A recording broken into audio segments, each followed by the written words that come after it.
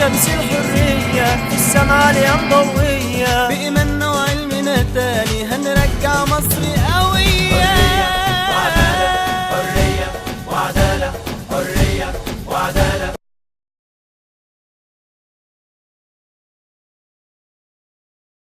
بسم الله الرحمن الرحيم، الحمد لله رب العالمين، نحمده ونستعينه ونصلي ونسلم على اشرف خلق الله سيدنا محمد وعلى اله وصحبه وسلم. ثم بداية ندعو لاخونا العريس كما علمنا رسول الله صلى الله عليه وسلم: بارك الله لكما وبارك عليكما وجمع بينكما في خير.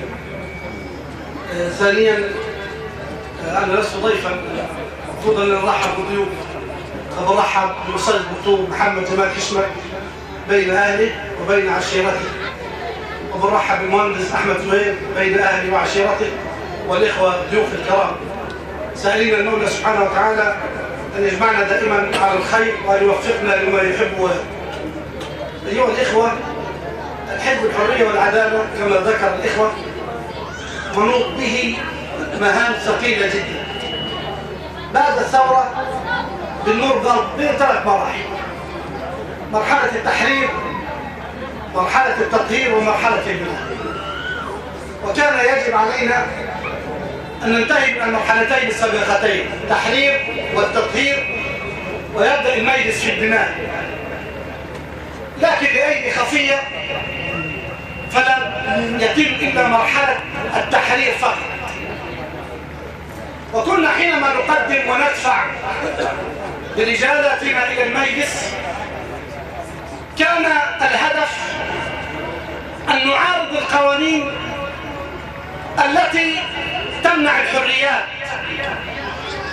وتقصي الآخر وتحرم الناس من مقدرات الوطن، أو يكون هذا القانون مخالف لشرع الله عز وجل. بل كنا نجرئ الناس على النظام الفاسد. لكن اليوم الحال تغير وأصبحنا نريد مجلس، هذا المجلس قالوا عنه أن كل عضو في هذا المجلس يساوي سقف الدستور، كل عضو يساوي سقف في هذا الدستور الذي سيوضع.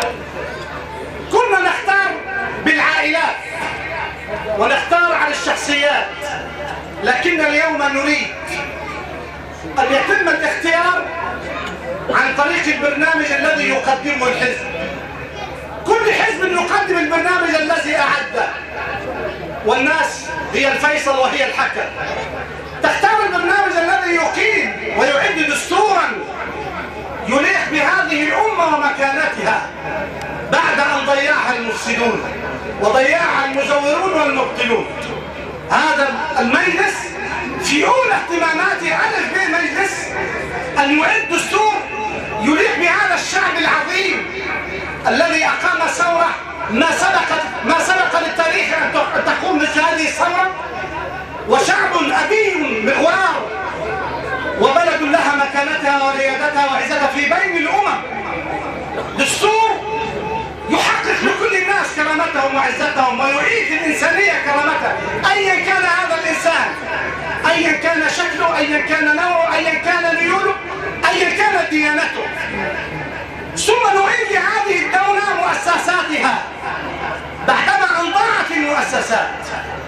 وأنتم تسمعون أنه حينما يتحدث رئيس الوزراء لما يتكلم عن رش طريق يقول بفضل توجيهات السيد الرئيس، لما يعملوا ممر مائي يقول بفضل توجيهات السيد الرئيس، والشتاء نزلت بفضل توجيهات السيد الرئيس، والدين مرشحت شخصيات ناس لا مؤسسات.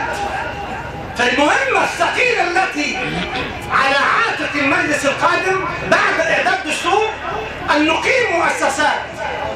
ما عادش الحاكم الأوحد الذي يتحدث بأمر الله، لا نريد هذا. في المقام الآخر نريد كحزب الحرية والعدالة أن يكون النظام الدستور النظام الذي يقيم في البلد نظام برلماني ليس رئاسي. يقدم الحزب برنامجه، فإذا ما أخفق هذا الحزب يأتي حزب آخر. لا نريد نظام رئاسي ونعيد الكرة من جديد ويقول الوزير أو رئيس الحكومة بفضل توجيهات السيد الرئيس.